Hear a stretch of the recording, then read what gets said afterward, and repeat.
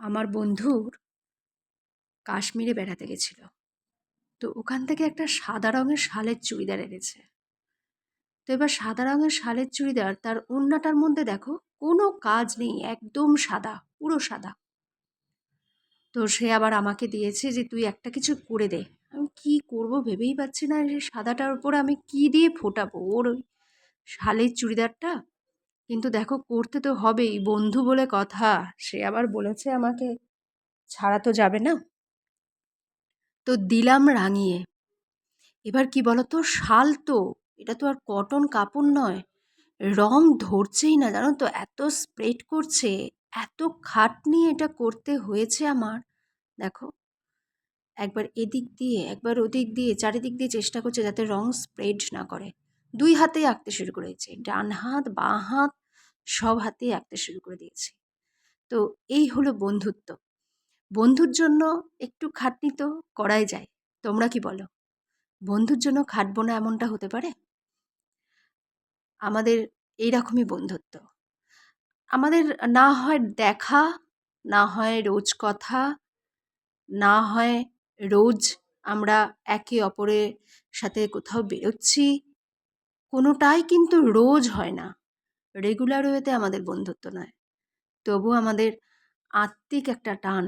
আমি যদি কিছু বলি, ও ফেলতে পারে না। ও যদি কিছু বলে, আমি ফেলতে পারি না। এটাই হলো বন্ধুত্ব। আর আমাদের এই বন্ধুত্ব বজায় থাকুক। অবশ্য বন্ধুত্ব বজায় রাখতে গেলে একজন ঠিক থাকলে হয় না, জানো। আমি যদি একাই ওর সবটা মেনে নিই, বা ও যদি একাই আমার সবটা মেনে নেয়, তবে কিন্তু বন্ধুত্ব হয় না। বন্ধুত্ব হয় একে অপরের সাথে নিঃস্বার্থভাবে ভালোবাসা। ও আমাকে প্রচণ্ড ভালোবাসে। ওর কোনো কিছু, নতুন কিছু হলে, ওর বাড়িতে কোনো সবজি হলে, সব কিছুই আমার জন্য। আর আমিও তাই। আমি কোনো জায়গায় যদি বেড়াতে যাই না, আমার ওর জন্য মন খারাপ হয়। তো এটা হলো বন্ধুত্ব। আর এই ধরনের বন্ধুত্ব আমার মনে হয় সকলেরই আছে। একটা দুটো সকলের মধ্যেই এমন বন্ধুত্ব আছে, নিঃস্বার্থ বন্ধুত্ব। অবশ্যই আমি যার সাথে বন্ধুত্ব করি না কেন, আমার জীবনে কিন্তু বন্ধুর কোনো অভাব নেই। বন্ধু অনেক, বন্ধু অনেক। কারণ বন্ধুত্ব রাখতে হয় নিঃস্বার্থভাবে। যদি তার কাছ থেকে তুমি কোনো চাওয়া পাওয়া রাখো, যে তুই আমাকে দে, আমি তোকে দেব, তুই আমাকে এটা করবি, আমি তোকে এটা করব, তো সেই জায়গাটা কিন্তু বন্ধুত্ব শেষ হয়ে যায়, থাকে না। বেশি দিন এটা চালানো যাবে না। কিন্তু একটা বন্ধুত্ব যদি তুমি রক্ষা করতে চাও, যদি তুমি রাখতে চাও, তবে কিছু চাওয়া, কিছু পাওয়া, এই হিসাব করলে চলবে না। আমি না এই রংটার মধ্যে তোমাদেরকে দেখাই, আমি কিন্তু জল মেশাইনি, দেখো। আমি ডাইরেক্ট রং করছি। তাও কিছু কিছু জায়গা এমন হচ্ছে কি বলতো, স্প্রেড করে যাচ্ছে। তবে আমার খুব একটা পছন্দ হয়নি, কারণ এক একটা জায়গা এত রংটা ছড়িয়ে যাচ্ছিল। যেহেতু শাল তো, তার একটা আলাদা বাঁধন। কটনের হলে কিন্তু এই জিনিসটা হতো না, যেটা শালের ক্ষেত্রে হয়েছে। তো আমি এইভাবে করেছি। আমার খুব একটা, মানে আমি স্যাটিসফ্যাকশন পাইনি করে। আর আমি যখন করে ওকে দিয়েছি, ও কিন্তু খুব খুশি হয়েছে। ও আমাকে বলল, দেখ তুই যেটা করেছিস, আমি তো ওড়নাটা নিতে পারবো, আমার ভীষণ পছন্দ হয়েছে। তো আমি দেখো তোমাদের করে দেখালাম। একটা সাদা, পুরো ফিট সাদা ওড়নাটার মধ্যে, ওড়নাটার মধ্যে কোনোই কাজ ছিল না। সেই ওড়নাটাকে আমি কিভাবে রাঙালাম। এই রংটা না খুব সুন্দর একটা কালার, মানে না লাইট পিঙ্ক, না ডিপ রানি কালার, তার মাঝামাঝি একটা অপূর্ব সুন্দর একটা রং। মানে অনেকটা আহ, হালকা পিঙ্ক আর লাল মিশালে যে রংটা হয়। তো এই হচ্ছে আমার কাজ, দেখো তোমাদেরকে দেখাচ্ছি। পুরোটা এইভাবে করেছি, মানে আরও ওপর অব্দি ফুলটা করেছি, মাঝে মাঝে আরও করেছি। তো তোমরা বলো পুরোটা দেখে কেমন হয়েছে। অনেকটা সময় লাগে, জানো তো। প্রায় আমি এটা করতে, এরকমই তো ধরো দুদিকেও করতে হয়েছে। তো এরকম করতে অন্তত তো তোমার, আমার আমার লেগেছে। আসল কথা, খুবই ব্যস্ত থাকি, আমার অনেক কাজ থাকে। এত ব্যস্ততার মধ্যেও যে করে দিয়েছি। আর তার মধ্যে আমার পড়ানো থাকে, যাই হোক। না হলে এটা একদিনে কমপ্লিট হয়ে যাওয়ার কথা। অবশ্যই একদিনে কমপ্লিট হওয়াও মুশকিল আছে, কারণ রঙগুলো তো শুকাবে। দেখো এখানে আবার রঙটা স্প্রেড হয়ে যাচ্ছে আস্তে আস্তে। তো এটা ভীষণ খারাপ লাগে, মানে যেহেতু শাল তো, শালের ওই বাঁধনের মধ্যে রঙটা স্প্রেড হয়ে যায়। দেখো ফুলগুলোকে এঁকে ফেলেছি।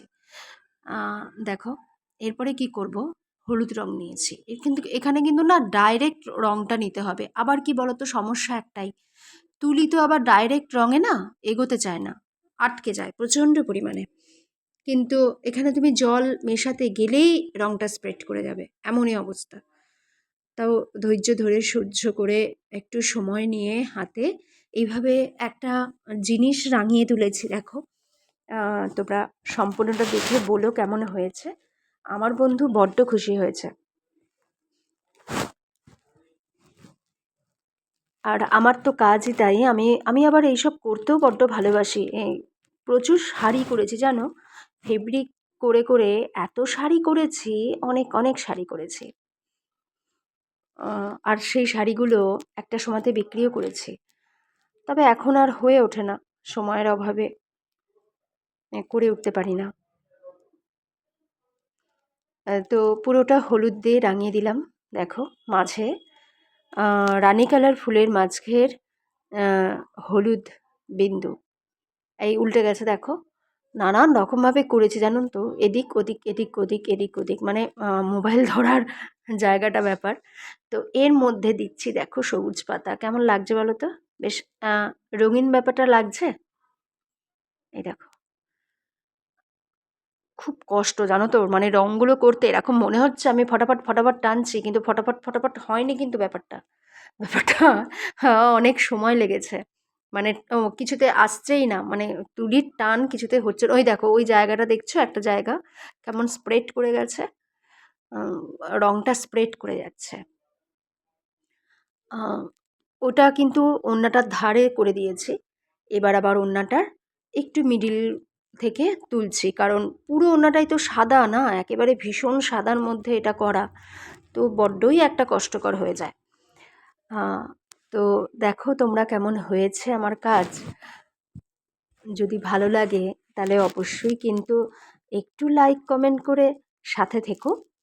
আর তোমাদের সাথে থাকলে, তোমরা আমার পাশে থাকলে আমারও বড্ড ভালো লাগে। তোমরা কাজ আবার এটা কিন্তু এবার আরেকটা সাইড দেখো, ওই দিকটা আমার কিন্তু হয়ে গেছে, ওই দিকটা কমপ্লিট হয়ে গেছে। ওই দেখো ওই দিকটা রেখে দিয়েছি, কমপ্লিট হয়ে গেছে। এটা কিন্তু আগের দিন করেছিলাম, এটা আবার করছি পরের দিন।